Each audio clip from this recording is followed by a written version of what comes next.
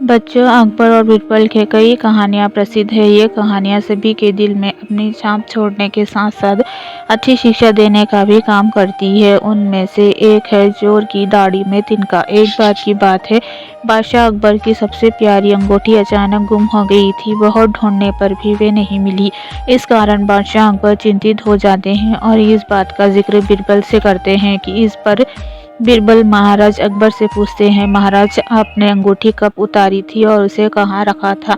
बादशाह अकबर कहते हैं, मैंने नहाने से पहले अपनी अंगूठी को अलमारी में रखा था और जब वापस आया तो अंगूठी अलमारी में नहीं थी। फिर बीरबल अकबर से कहते हैं, तो तब तो अंगूठी गुम नहीं चोरी हुई है और ये सब महल में साफ सफाई करने वाले किसी कर्मचारी ने की है।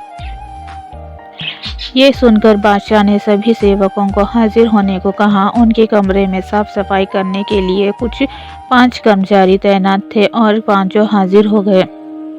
सेवकों के हाजिर होने के बाद बीरबल ने उन सभी को कहा, महाराज की अंगूठी चोरी हो गई है जो अलमारी में रखी थी।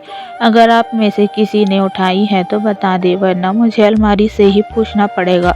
फिर बीरबल अलमारी के पास जाकर कुछ फुसफुसाने लगे। इसके बाद मुस्कुराते हुए पांचों सेवकों ने कहा, चोर मुझसे बच नहीं सकता है क्योंकि चोर की दाढ़ी में तिनका है। ये बात सुनकर उन पांचों में से एक ने सबसे नजर बचाकर दाढ़ी में हाथ फेरा।